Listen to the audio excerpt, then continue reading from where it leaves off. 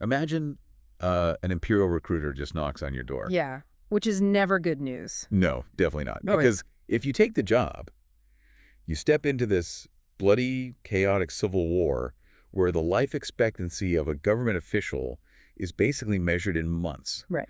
But if you refuse the job, the ruthless warlord who sent that recruiter is going to execute you and your entire family. It's a lose-lose situation. Completely. So what do? Well, if you're the brilliant strategist Sima Yi, you get into bed, refuse to move, and basically spend the next 7 years faking a massive paralytic stroke. Which is just an unbelievable level of commitment. Right. Welcome to the deep dive. And just a quick production note before we jump in. We've made sure to keep the volume consistent throughout the intro and the entirety of this deep dive so you can just lock in and focus on the incredible history we're about to unpack. And it really does require intense focus, because today we are looking at the ultimate strategic chess match of China's Three Kingdoms period. Yeah, the absolute peak of rivalry.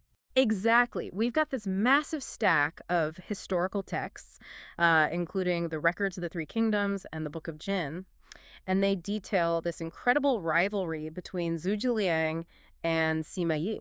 Right. And our mission today is to kind of strip away the centuries of mythological varnish. We want to look at the absolute historical reality of these two geniuses. Which is fascinating, because we are trying to figure out how they operated not just as generals on a battlefield, but as politicians, as logisticians, and basically as the architects of entire states. Yeah, we are talking about two men operating at such an elite intellectual level that their personal rivalry literally defined the geopolitical landscape of 3rd century China. It really did. But, to understand how they fought, we have to look at the psychological crucibles that forged them. Starting with Sima Yi. Right. I mean, we all know the Han Dynasty was collapsing, and warlords like Dong Zhuo and Cao Cao were just carving up the map. Utter chaos. Yeah, but Sima Yi didn't just avoid the chaos. He orchestrated one of the most intense deceptions in political history to stay out of it. Right, that fake stroke we mentioned. Exactly. And that deception was really born out of his deeply traditional, hyper-strict upbringing. Sima Yi was born into an aristocratic family in Han Commandery, and they had this long history of serving the Han Empire. Okay. His father, Sima Feng, raised his sons in an environment of just suffocating Confucian discipline. Like how strict are we talking? The sources actually record that Sima Yi was not allowed to visit his father unless explicitly summoned. Wow. Yeah, he couldn't speak unless spoken to, and he wasn't even permitted to sit in the same room as his father. That kind of environment completely rewires a child's brain. Absolutely. It forces you to internalize all your emotions, to constantly observe, and basically to calculate every single physical movement and spoken word before you execute it. It's a masterclass in impulse control. Yeah, exactly. Which is the exact psychological toolkit he needed when Cao Cao came knocking around the year 201 CE. Right, because Cao Cao was the paramount warlord in the north at that time. He controlled the puppet Han Emperor. And Cao Cao recognized Sima Yi's prodigious talent and demanded his service right. He did, but Sima Yi analyzed the political board, saw that the Han Empire was fundamentally doomed, and figured out that serving Cao Cao was just this volatile, high-risk proposition. So he pulls the ultimate sick day. Yeah, he claimed he was suffering from a wind dampness illness, which is essentially a severe stroke that left him paralyzed and totally unable to move. But Cao Cao, being the paranoid genius that he was, didn't just take a doctor's note at face value, right? Oh, not at all. Cao Cao sent spies to infiltrate Sima Yi's compound at night. That is so creepy. Right, to literally watch him sleep and verify if his muscles twitched or if he moved when he thought he was completely alone. And Sima Yi just maintained the physical illusion of paralysis while under active hostile surveillance for years. Years. He committed to the performance so deeply that it actually almost cost him everything during a sudden rainstorm. Oh, right. This story's wild. It really is. So the sources, and, we have to admit, they might contain a degree of later dramatization, but they record that Sima Yi was sunning his extensive book collection in the courtyard when a torrential downpour began. Which, if you're a scholar, is a disaster. Exactly. So instinct overrides his discipline. He leaps out of bed and rushes out to save the books. But a maid witnesses this miraculous recovery. Which puts Sima Yi in just an impossible position. Completely impossible. He's trapped between the deadly ambition of Cao Cao and the absolute necessity of keeping his own family alive. Because if that made gossips in the marketplace, the skies hear it, Cao Cao finds out, and the entire Sima clan is exterminated to the third degree. Right, and the reaction of Sima Yi's wife, Zheng Qinhua, perfectly illustrates the brutal pragmatism of their household. What does she do? She didn't hesitate. She didn't attempt to bribe the maid or swear her to secrecy. She personally murdered the maid with her own hands to silence her. Good. Yeah. And then she took over the household, cooking and cleaning herself, just so no new servants would ever need to be brought into the inner courtyard. That is a chilling detail. Yeah. I mean, it really tells you that the Sima household operated like a fortified bunker. It really did. But eventually, in 208 CE, Cao Cao just runs out of patience. He issues an ultimatum. Take the government post or go to prison. So Sima Yi calculates that the ruse has run its course, and he submits. Yeah, he enters politics through coercion, armed with this extreme caution and a family willing to literally kill to protect their secrets. Which is such a crazy origin story, and I want to compare that to the entrance of Zhu Zhiliang down in the south. It is a striking dichotomy, honestly. Because while Sima Yi was playing this terrifying game of survival under the nose of a tyrant, Zhu Zhiliang was cultivating an entirely different kind of political brand down in Jing province. Right. He lived as a scholar hermit. He intentionally removed himself from the immediate warlord conflicts, but he made sure his geopolitical analyses were widely circulated among the intellectual elite. Basically networking while pretending not to network. Exactly. And he earned this moniker, the Crouching Dragon or Sleeping Dragon. Which is an awesome nickname. It really is. It's a title signifying immense latent power that's just waiting for the right moment to awaken.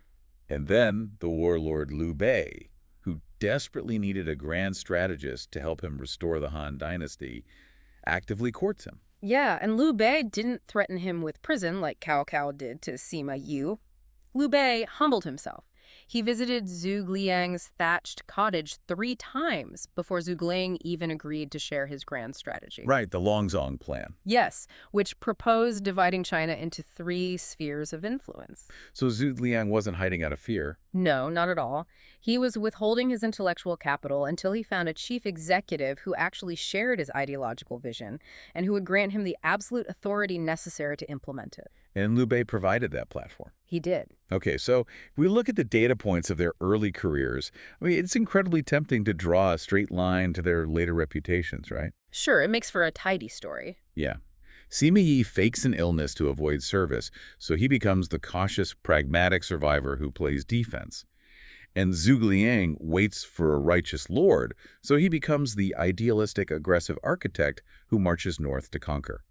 It's just this clean narrative. I'd actually push back on that a bit, though. Oh, really? How so? Well, it is a clean narrative, but it's fundamentally flawed if we look at the entirety of Sima Yi's military record. Break that down for us. It is incredibly tempting to view Sima Yi purely as a cautious survivor based on his youth and his later stalemates with Zhuge Liang. But later in life, when Sima Yi was sent to crush a rebellion in Liaodong up in the far northeast, Right. his strategy was hyper-aggressive, lightning fast, and utterly ruthless. Oh, wait, really? Yeah, he marched his army through brutal conditions, slaughtered the rebel leadership, and massacred thousands of civilians just to pacify the region. Sima Yi was not inherently passive. So the extreme caution wasn't just who he was. Exactly. His extreme caution on the Western Front wasn't a personality trait. It was a highly specific mathematical calculation deployed exclusively against one specific enemy, Zhuge Liang. Wow. That distinction is crucial. It wasn't cowardice, it was profound respect, and this terrifyingly accurate assessment of the tactical realities on the ground. Spot on. Which actually transitions us perfectly into the actual battlefields where these two minds collided. The Northern expeditions. Right, between 228 and 234 CE. Yeah, where Zhuge Liang launched this series of massive campaigns, trying to push out of the Shuhan stronghold in the Sichuan Basin to attack the Wei Empire in the north. And to understand why these campaigns unfolded the way they did, we have to look at the geography of the Kunling Mountains. It's brutal terrain. It really is. This mountain range acted as a massive natural fortress wall between Shu in the south and Wei in the north. We are talking about sheer cliff faces, deep ravines, and narrow pathways that were literally suspended on wooden planks hammered into the sides of cliffs. Yeah, the famous gallery roads like the Boxy Trail. Exactly. It's an absolute logistical nightmare. You can't just march 100,000 men through a mountain pass and expect them to forage for food. No, and the math of ancient supply lines is brutal. Right. If you use human porters or traditional horse-drawn carts over those treacherous single-track paths, the porters and the horses consume more than half of the grain they are carrying just to make the round trip. Yes. So the further north Zhuge marched, the more his supply chain cannibalized itself. Which is a terrifying problem for a general. And this logistical friction dictated the entire strategic reality of the northern expeditions. Sima Yi, commanding the Wei forces, understood that the terrain was his greatest asset. Because he knew what Zhuge needed. Exactly. He knew that Zhuge didn't just want a battle. Zhuge desperately needed a quick, decisive field battle. He had to shatter the Wei army, capture their grain stores, and secure a foothold before his own supplies just evaporated. But Zhuge isn't just relying on sheer willpower here, right? I mean, he is actively trying to engineer his way out of the supply crisis. Yes, he was brilliant at that. The historical texts highlight his invention of the wooden ox and flowing horse. And we always hear these terms tossed around in the mythology, but mechanically, what actually were these things? Well, while the exact schematics have been lost to history, most military historians agree these were highly specialized single-wheeled transport devices. So like early wheelbarrows. Essentially, yes. Early, highly engineered wheelbarrows. By placing a large wheel directly under the center of gravity of the payload, a single laborer could transport enough grain to feed several soldiers without needing draft animals, which consumed too much food, or two-wheeled carts, which just couldn't navigate those narrow mountain defiles. That is such a brilliant technological solution to an immense geographical problem. It was genius. But, even with a fleet of wooden oxen, the supply line was incredibly fragile, and Sima Yi knew it. So how does Sima Yi exploit that? During the campaigns around Mount Qi and later at the Wuzhang Plains in 234 CE, Sima Yi deploys the most frustrating, effective strategy possible. He builds massive fortified camps, digs deep trenches, and simply refuses to engage. Just refuses. Just sits there. And the standoff at the Wuzhang Plains is really the pinnacle of their strategic divergence. Zhuge Liang marches his army across the mountains and establishes a camp on a high plateau, completely ready for the decisive clash. And Sima Yi responds by just locking his gates. Locks the gates. And his own generals, these highly aggressive Wei veterans who had conquered vast territories, they were furious. They viewed this defensive posture as deeply humiliating. Men like Jie and Wei Ping openly mocked Sima Yi in the command tent, basically stating that the empire would become a laughingstock if they just cowered behind walls. Managing that internal dissent is a massive leadership challenge. I mean, Sima Yi is commanding an army of alphas who want blood, and he is telling them to literally sit in the dirt and watch the enemy eat their ration. Right, and Zhuge Liang recognizes this internal political pressure within the Wei camp. So he decides to turn up the heat with one of the most famous psychological taunts in military history. Yes, the dress. The dress, exactly. Zhu Jiling sends an envoy to Sima Yi's heavily fortified camp, bearing a very specific gift. A box containing women's head ornaments and mourning garments. Ouch. Yeah.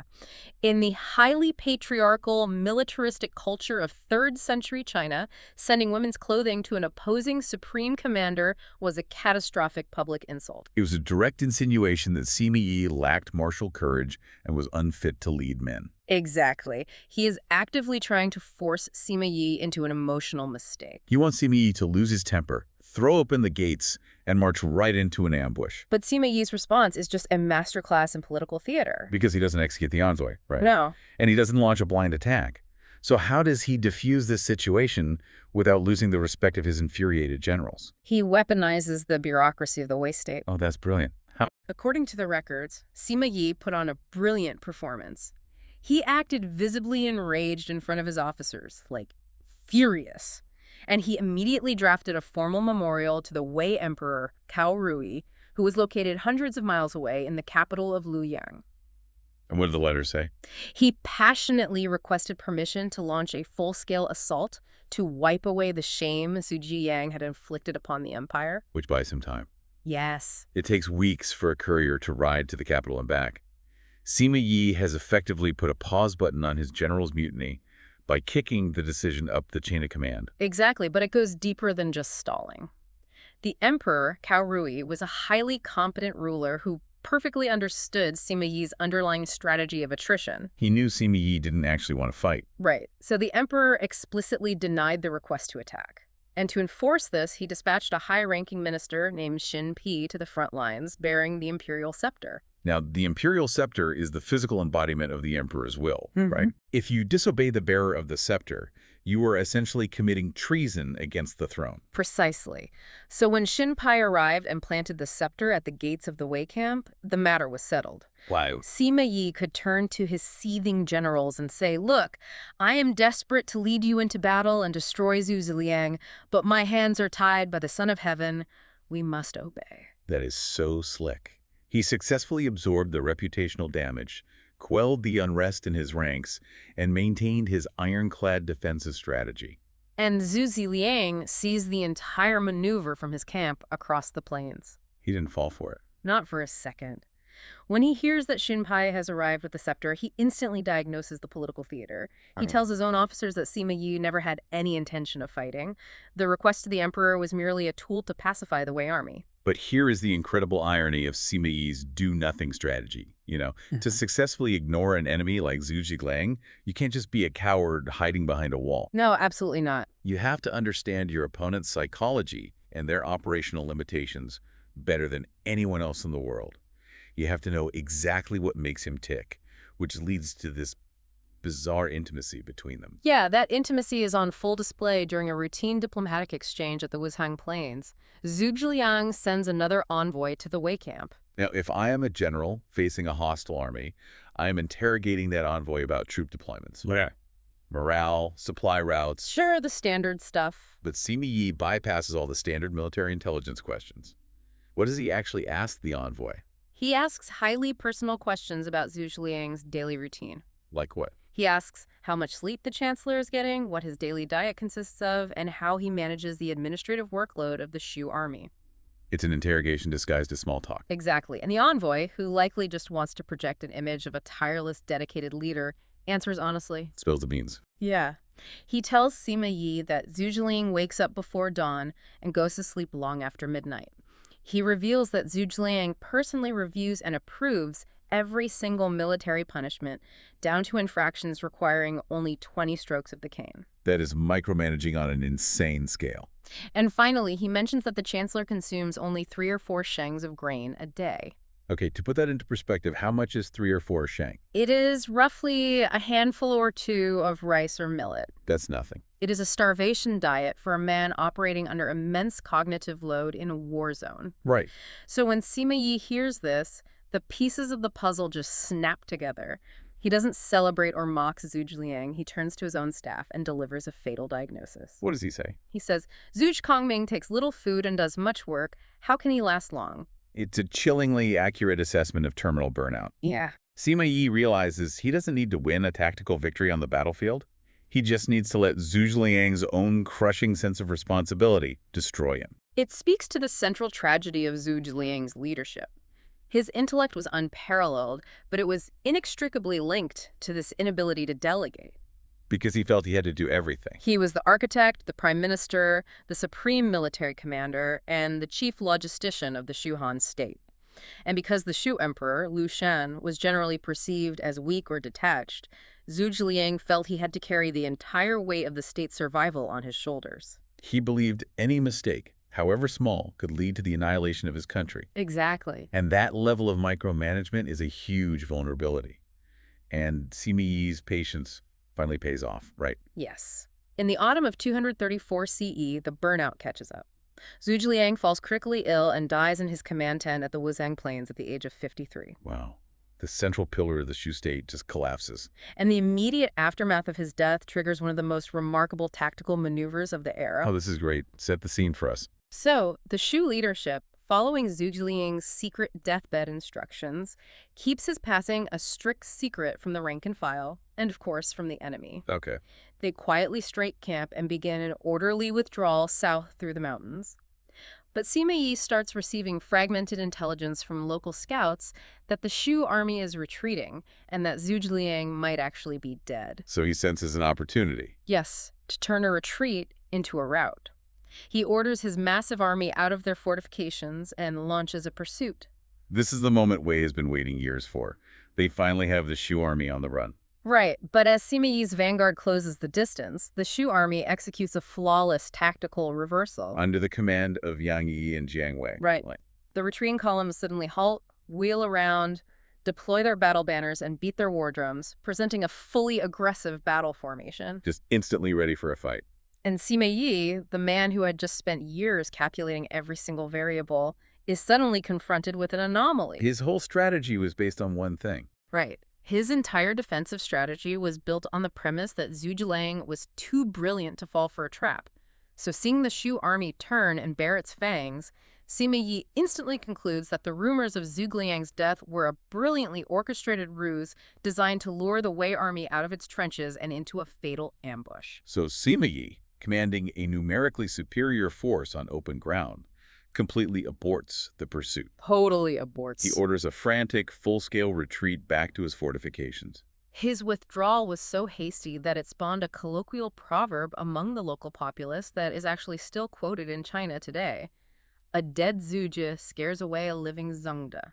Zongde being Sima Yi's courtesy name. Correct. I mean, just imagine the humiliation of being the supreme commander of the Wei Empire and having local farmers laughing at you because you basically ran away from a corpse. It's pretty bad. But this is where Sima Yi's psychological resilience really shines.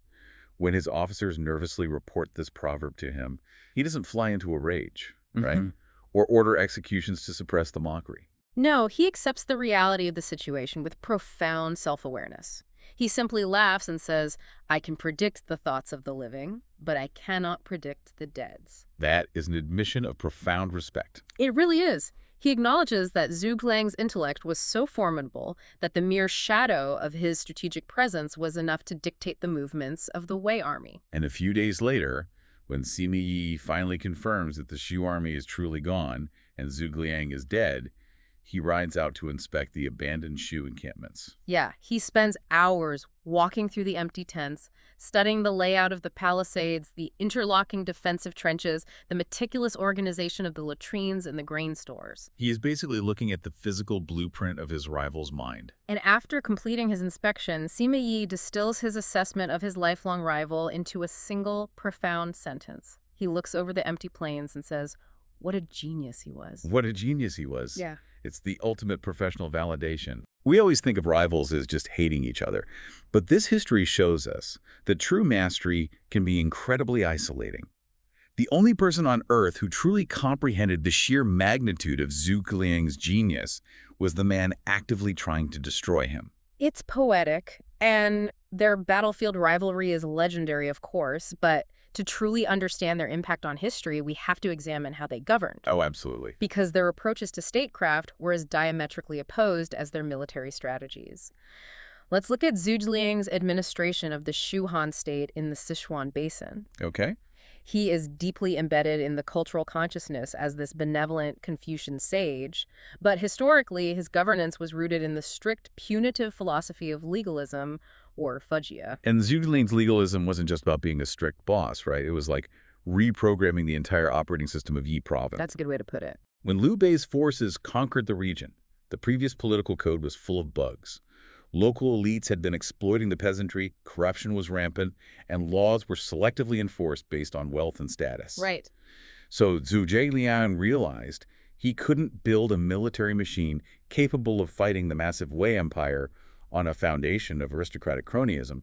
He had to format the hard drive. He really did. He implemented a draconian legal code where every single action, good or bad, had a predictable, inescapable consequence. But that must have caused some friction. Oh, massive friction.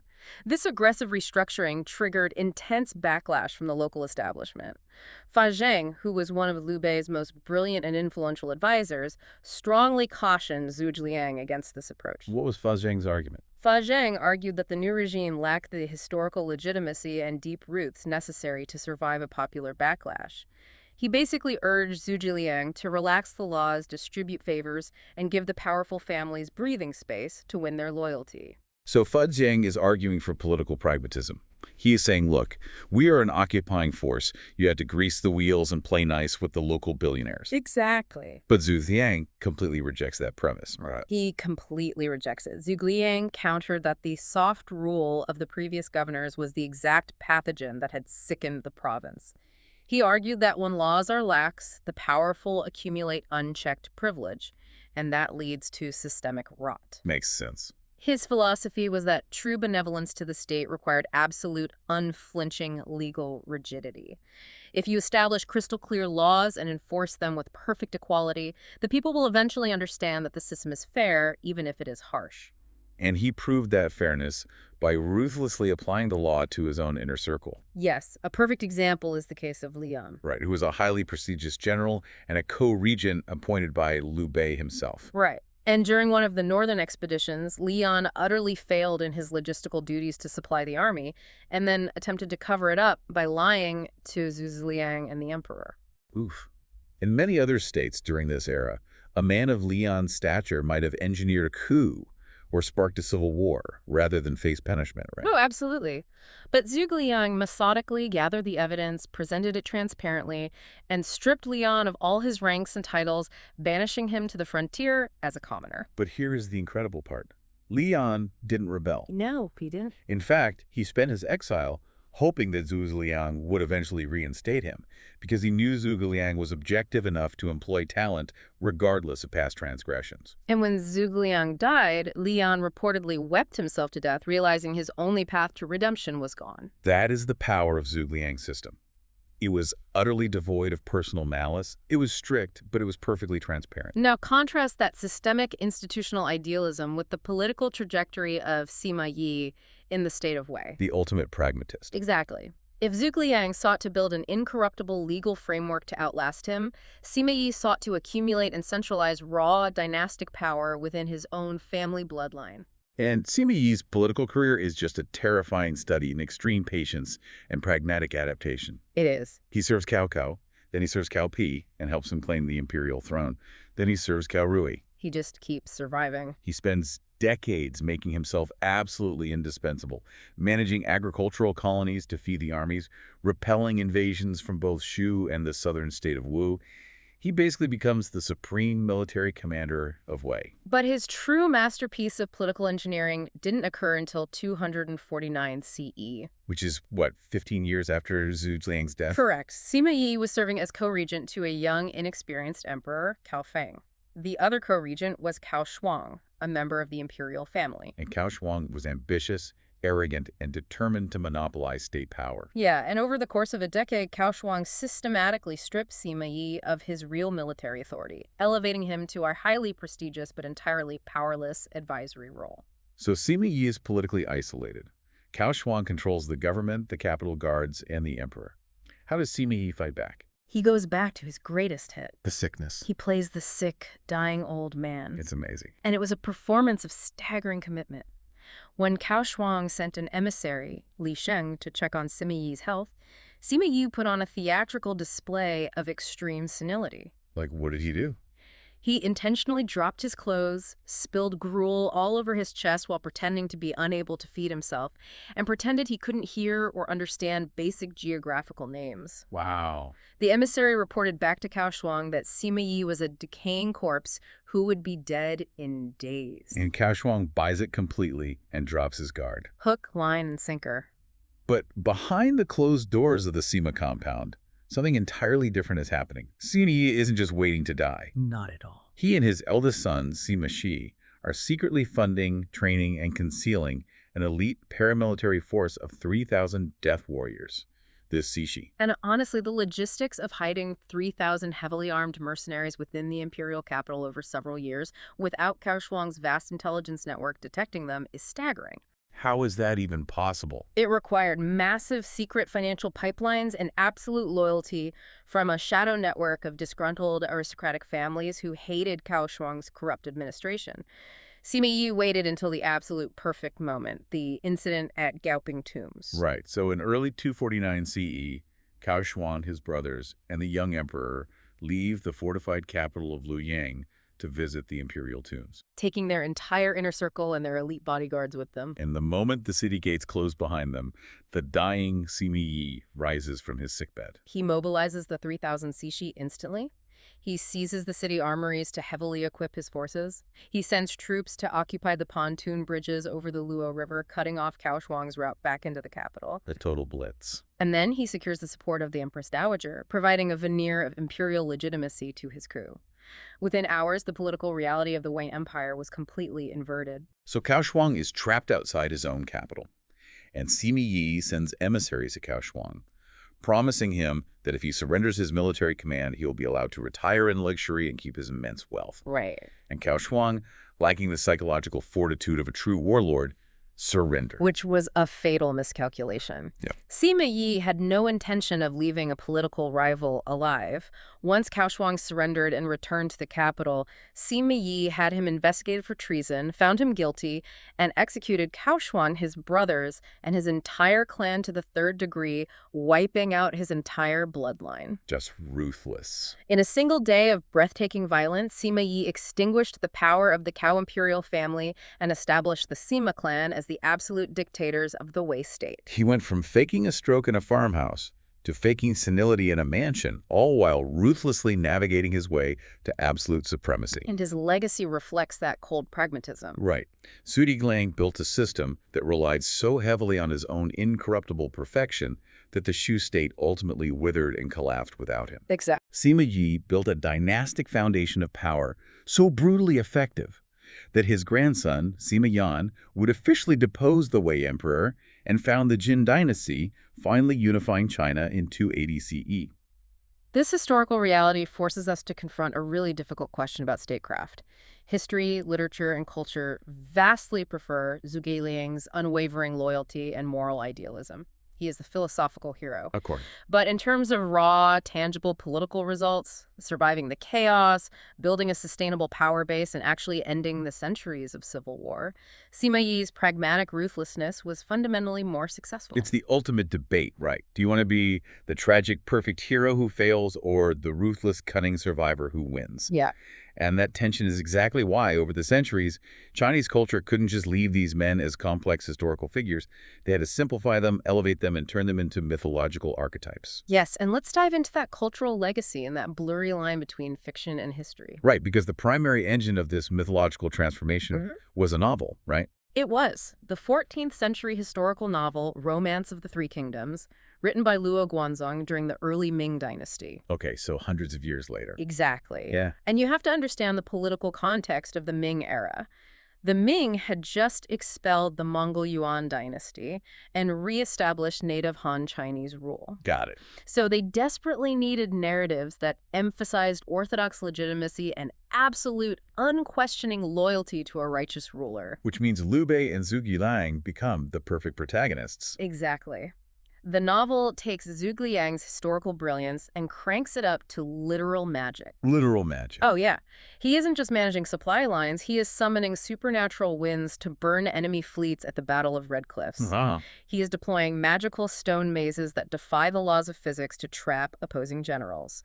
He basically becomes the Taoist wizard sage, the embodiment of omniscient wisdom. And every mythological hero requires an equally potent villain, right? Right. Because the novel positions Shu Han as the legitimate continuation of the Han dynasty, the state of Wei, and by extension Sima Yi, must be cast as the illegitimate usurpers. So they do him dirty. Very dirty.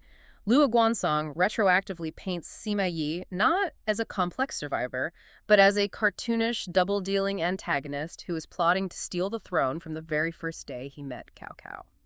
So the novel flattens their historical nuance to create this binary of good versus evil, magic versus deceit. That's exactly what it does. And this mythological framing reaches its absolute peak in the most famous story associated with the rivalry, the empty fort strategy. Oh, this is the big one. It's an image so iconic it has transcended literature and become a fundamental cultural trope. Walk us through it. So the fictional narrative in the novel places Zhuge Liang in a small, weakly defended city called Xicheng with his main army deployed elsewhere. Suddenly, Sima Yi arrives with a massive vanguard of 150,000 Wei troops. Yeah, and Zhuge Liang has no soldiers to mount a defense. Panic sets in among his staff. But Zhuge Liang calmly orders all the city gates to be thrown wide open. Just opens the doors. Opens the doors. He instructs a few elderly citizens to casually sweep the streets. Then Zhuge Liang dresses in his ceremonial robes, climbs to the highest tower on the city wall, lights some incense, and serenely plays his guqin, which is a traditional zither. So he is literally up on the wall, vibing to acoustic music, while a tidal wave of heavily armed soldiers marches toward him. Yes. And when Sima Yi rides up and sees the open gates and the relaxed chancellor playing music, he halts his army. According to the novel, Sima Yi overthinks the situation. Because he knows Zhuge Liang. Right, he knows Zhuge Liang's reputation for extreme caution and flawlessly executed ambushes, so he concludes that the empty city is bait, hiding a massive lethal trap inside. Right. Terrified of being outsmarted, Sima Yi orders his overwhelming force to retreat, and Zhuge Liang single-handedly saves the city using pure, unkiltered psychological dominance. It is an incredibly cinematic story. It perfectly encapsulates the mythological dynamic, you know? Zhuge Liang's transcendence intellect paralyzing Sima Yi's neurotic caution. But does it hold up to historical scrutiny? The historical consensus is a resounding no. Oh, man. I know. The empty fort strategy itself is a real tactical concept. The 32nd of the famous 36 stratagems, and variations of it were successfully used by other historical commanders, such as Zhao Yun.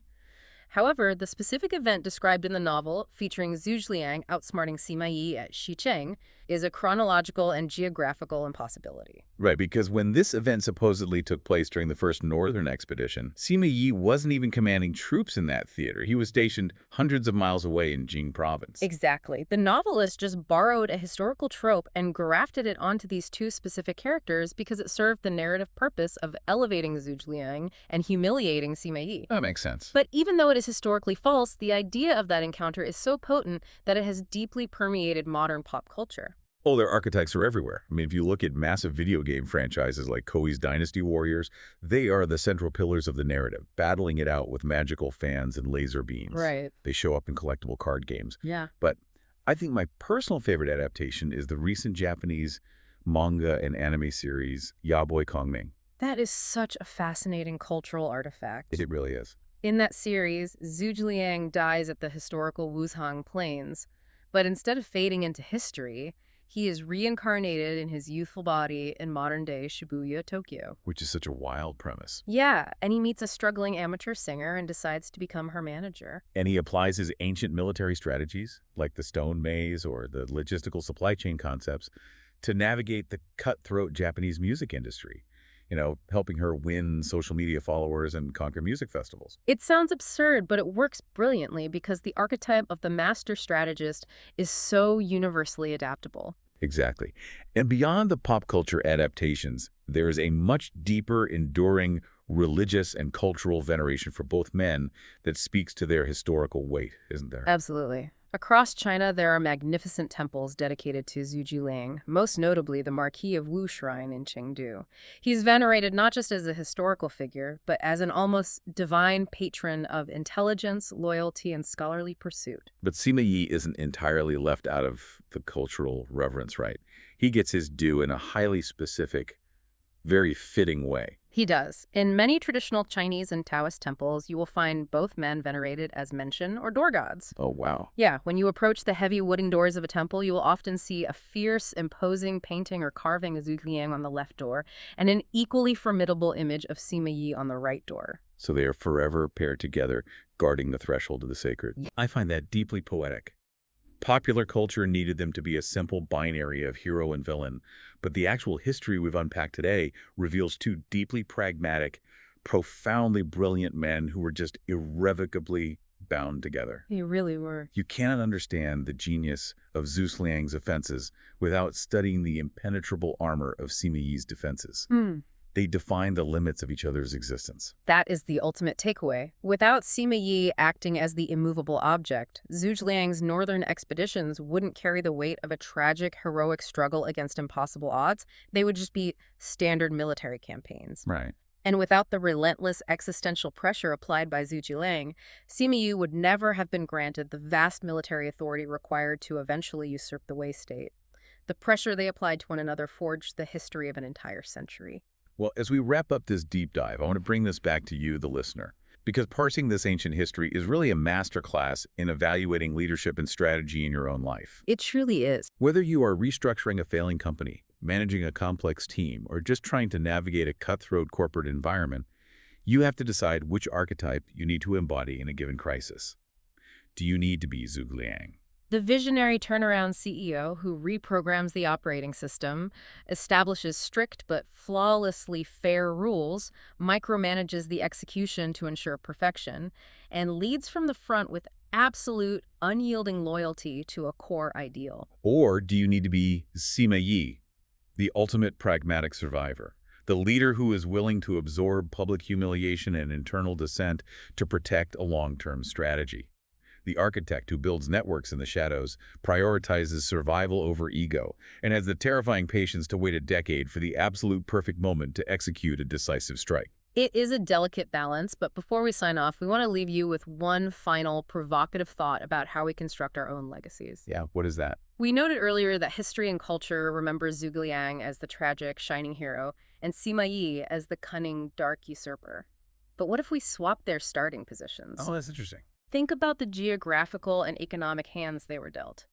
If Zhao Liang had been born in the north, serving the massive, wealthy, populous state of Wei with endless resources at his disposal, and if Sima Yi had been forced to defend the tiny, mountainous, under-resourced state of Shu, how would their actions have changed? If a hyper-aggressive Zhuge Liang conquered the south with overwhelming force, would history view him as a brilliant hero or a ruthless tyrant? Exactly. And if Sima Yi used his defensive genius to keep the tiny state of Shu alive against all odds, would he be remembered as the heroic, tragic underdog? It forces you to ask, how much of our moral standing in history, how much of our definition of goodness or villainy is just a byproduct of the geography and the resources we happen to inherit? It's a profound question. That is a question that will change the way you look at every historical narrative. Thank you for tuning into the Deep Dive. We'll catch you on the next one.